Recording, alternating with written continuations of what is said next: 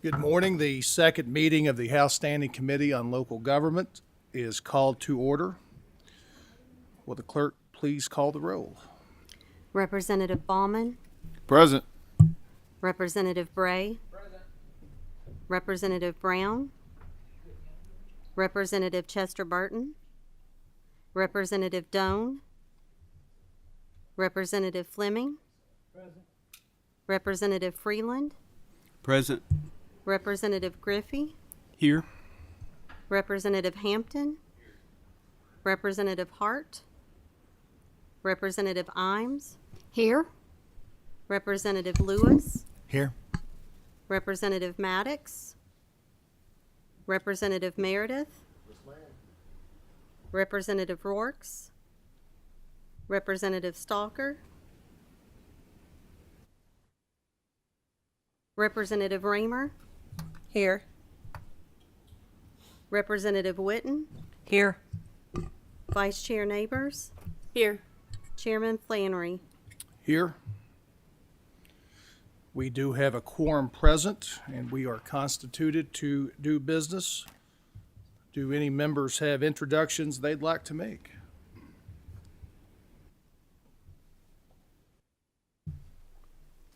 All right, appears not. We have 4 bills on the agenda today. We are going to go in order as they appear on the agenda. First up is House Bill 131. If Representative Meredith can take the table, please.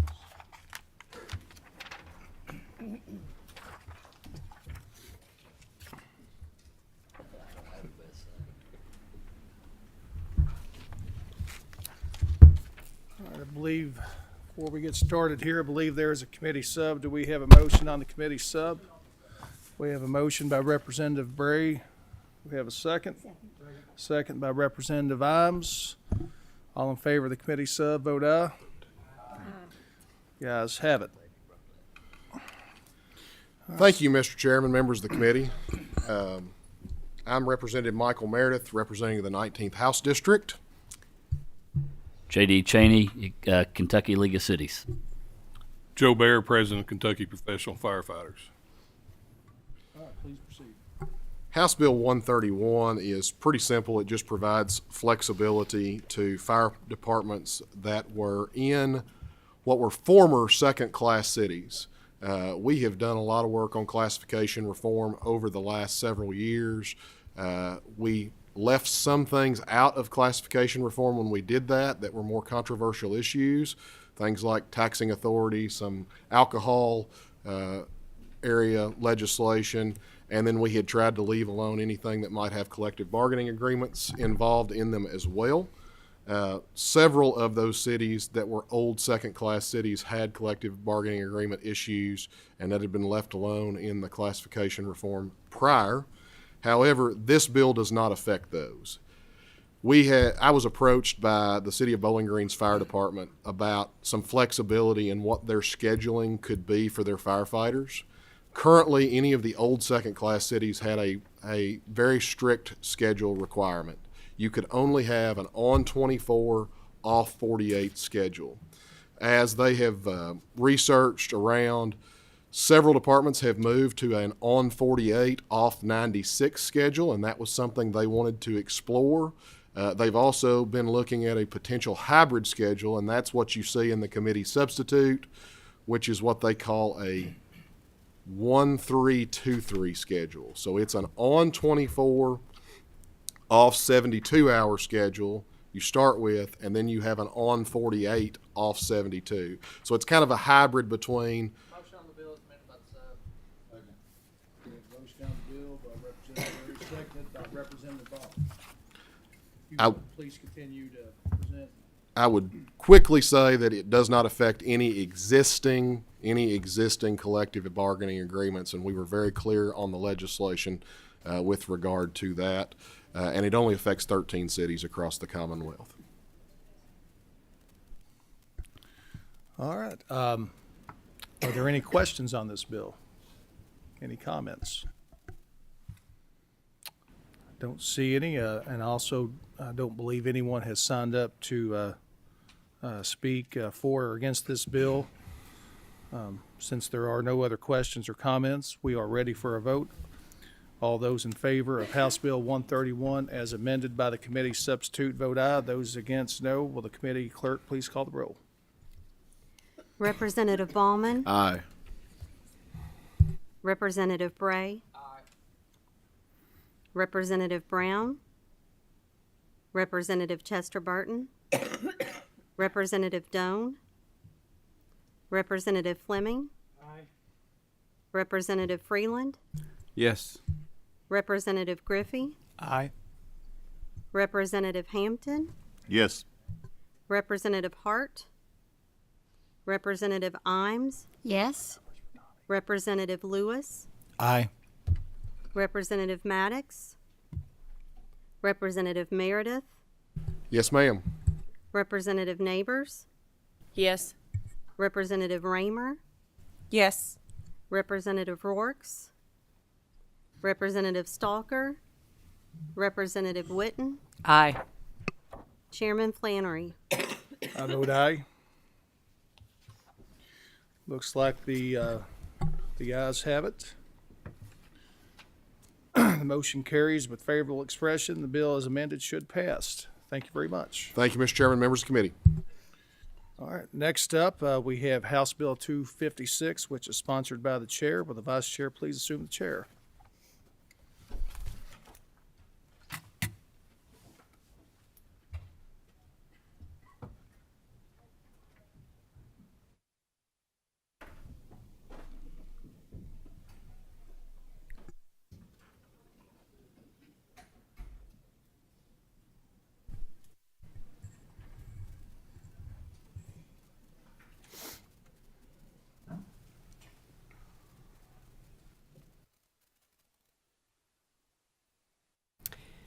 Chairman Flannery, will you please introduce yourself and have any guests introduce themselves for the record? Yes, Representative Patrick Flannery of the 96th District. Hello, my name is Eric Case. I'm a Kentucky attorney since 1996, and I'm the current president of the Kentucky Land Title Association. Thank you. You may proceed. Thank you. House Bill 256 provides a statutory time limit of 40 years on root of title to eliminate old and dormant interest. The goal is to provide buyers a more secure and marketable title, as well as streamlining the title search process and the entire title process for real estate professionals, which could include attorneys, title search agents, abstractors, and those involved in financial institution. The important thing to note about this is it does not it specifically excludes coal and mineral interest, and primarily will focus on maybe old extinct mortgages and other things that are maybe still on the books but do not apply. Looks And, like we have a substitute. Any questions regarding the sub? Do we have a motion to adopt? We have a motion by Representative Bray and seconded by Representative Ballman. Having a motion and a second, all those in favor of the substitute vote aye. All those against vote no. The substitute is adopted. Any other questions? Seeing no other questions, we're ready for the vote. All those in favor of House Bill.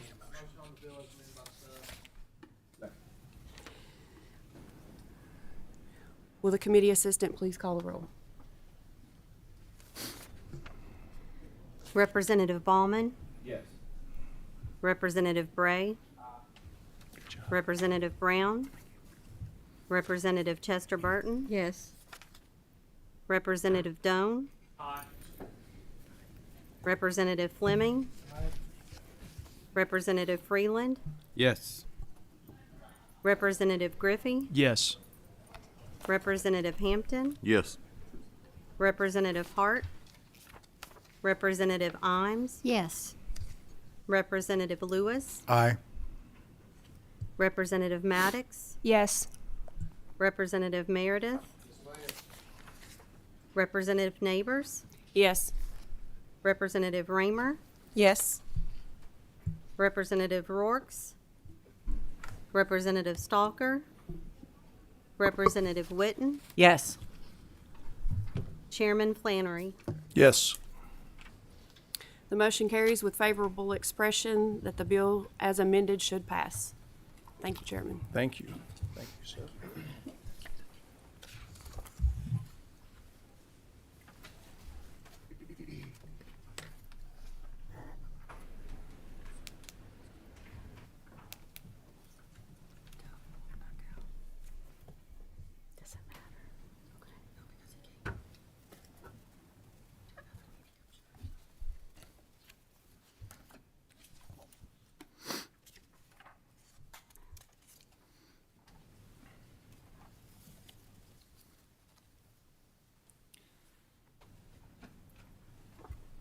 All right, I'm looking for Representative Wilson. Is he here? There he is. All right. Next on our list is House Bill 290. Representative Wilson, if you could come to the table, please, introduce yourself and any guest you might have for the record. Thank you, Mr. Chairman. I'm Representative Nick Wilson. I have the 82nd District, Whitley County, and part of Laurel. No guest today, but I'm here to talk about House Bill 290. If you'll see at the bill, in the bill there, that under KRS 172.100, there are county law libraries established across the state, either in the courthouse or the public library or a combination. And under statute, the local bar, they have a library fund, and they're able to run the library and buy books. So I didn't think to look up what year this had started, but basically it has become a little outdated where the law libraries fund, the local bars do not have the ability, or they think the permission, to buy online legal services. So effectively what has happened is, I know there are some counties with about $75,000 to $100,000 local library fund and really no way to spend it.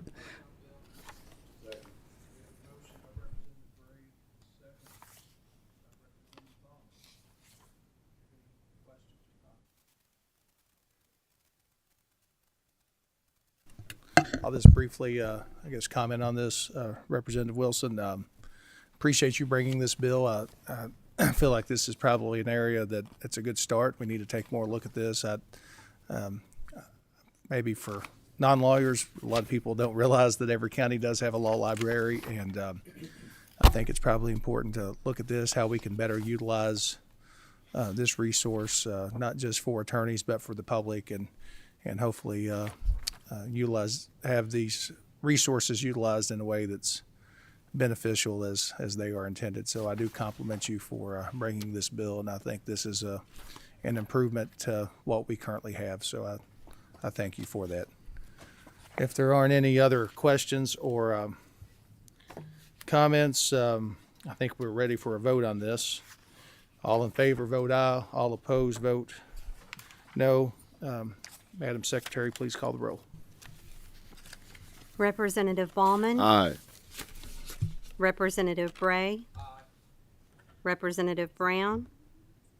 Representative Chester Burton. Yes. Representative Doan. Representative Fleming. Representative Freeland. Yes. Representative Griffey. Yes. Representative Hampton. Yes. Representative Hart. Representative Imes. Yes. Representative Lewis. Aye. Representative Maddox. Yes. Representative Meredith. Representative Neighbors. Yes. Representative Raymer. Yes. Representative Rorks. Representative Stalker. Representative Witten. Yes. Chairman Flannery. Yes. The ayes have it. The motion carries with favorable expression that the bill should pass. Thank you very much. Thank you. Representative Wilson. Thank you, Mr. Chair. All right, last but not least on the agenda, we have House Bill 368. I believe that Representative Decker is now here. She rushed in from another committee meeting. Several committees going on this morning.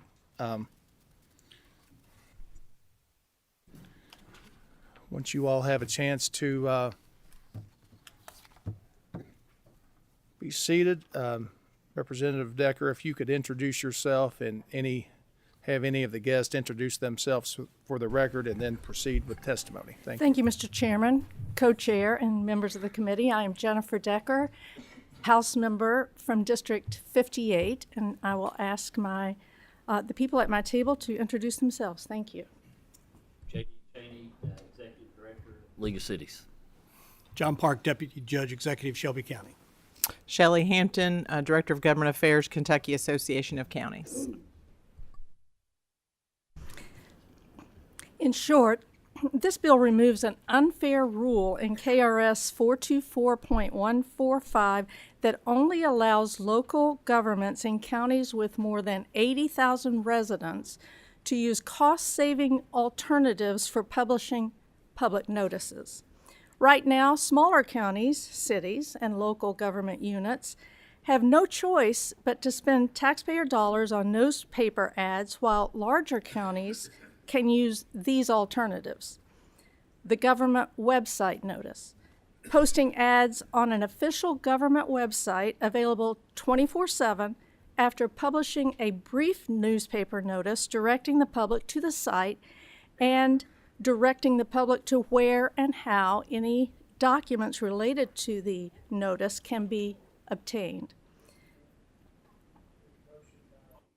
We have a motion by Representative Fleming. I believe it was seconded by Representative Bauman. I believe there are other people signed up to speak on this, so I'm going to allow you to continue and then allow the other folks signed up to speak. Thank you. The second alternative option is to publishing a newspaper ad that informs the public that they can view the full advertisement on a digital newspaper site. These methods have proven just as effective in keeping the public informed. There is no valid reason why smaller counties and cities located within them should be denied these same proven options to inform the public of their official acts. House Bill 368 will help smaller counties, especially those without local newspapers, to save money and improve efficiency while still ensuring public access to important information. I urge you to vote yes on this bill. Thank you. I now defer to the other members at the table. I think there's not much to add to Representative Decker's speech. And this is a tale as old as time. We've talked about this for past several decades about moving forward. This really comes down to not about the money, but about the best way to inform the public for our cities and counties and other local governments to be able to let the public know what's going on in their communities, what their official acts are, and the most efficient way to do that with taxpayer dollars. We've talked about it for 20 years. It's proven in 179 cities that take advantage of this in those 10 counties that are authorized. It's worked well to put the advertisement in the newspaper to say, go to our website and see the full audit. Go to our website. And in addition, if you look at the bill, the language that exists, it also gives you an alternative. If you don't have access and you see it in the newspaper, you can get a copy of the actual audit or the news. So this really does ensure this information gets to the public hands in a very efficient way. That's it for me. Shelby County, we were told a while back of a grant possibility that we had. It was late in the game, but we decided we'd try for it. We notified our newspaper within the time constraints that they give us for deadlines, got it in, and when the newspaper came out, that notification wasn't in there. We lost out on a grant because of that. There's been several other opportunities. I want to thank Representative Decker for sponsoring this bill. I've been sending her email after email after email of issues that we've had in Shelby County where we've tried to get information out, and we get a response after the fact saying, we overlooked your ad. We weren't able to get it in. They don't tell us beforehand. So this would allow us to be good stewards of the taxpayers' dollars, get the information out, and be transparent. And that we just want to be able to play by the same rules that some of the larger counties and cities get to play by. Thank you, Representative Decker, for bringing this. I feel like you're like the grandchild of the first 3 or 4 sponsors that we've had throughout the years, as JD mentioned. I'll just say briefly that, I feel like those 10 counties, at least among my membership, the other counties that are left out have kind of seen it as a pilot project, and it's worked very well for those 10. So I think it's time to bring the other 110 on board. Newspapers play a vital role. This has nothing to do with what they do for the public to keep us all informed, but I have personally several digital descriptions of newspapers. I have my paper back home that I can't wait on the paper copy, which they do not print 7 days a week anymore, to come to my mailbox. And so I just think it's time for all of us to step into the 21st century, and I appreciate you bringing this bill. Thank you, Mr. Chairman. Thank you all. Do any members of this committee have any questions for those testifying? All right, I don't see any. Thank you, Representative Decker and guest. We have, looks like one person signed up to speak on this on the guest list. Mr. David Thompson of the Kentucky Press Association, if you could come forward.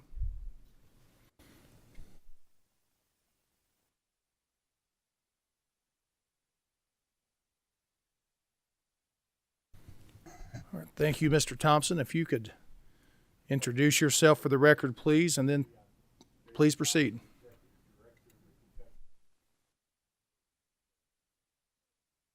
Sir, if you could be sure your microphone is on. I can't hear you on. If you pull your microphone closer and be sure it's on.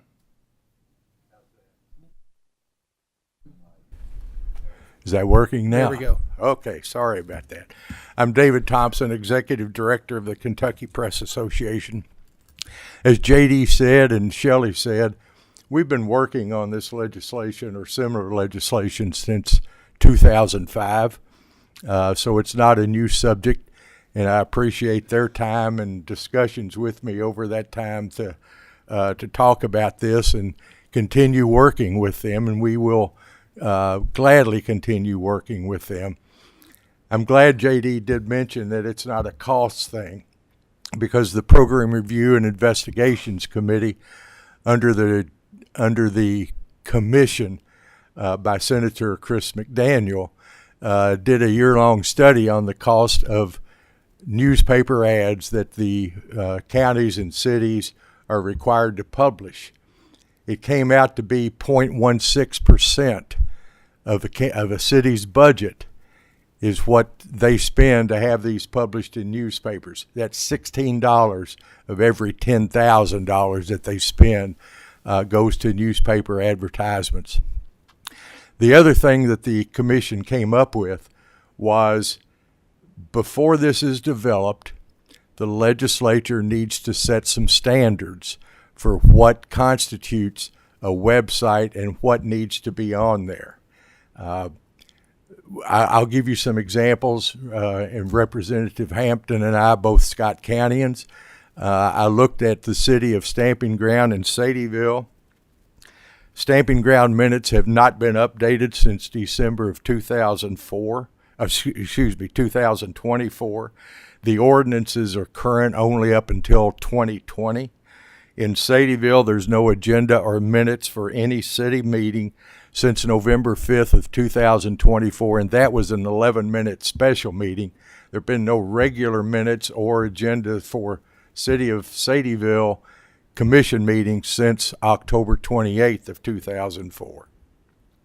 The city of Orchard Grass Hills I believe in Oldham County has not been updated since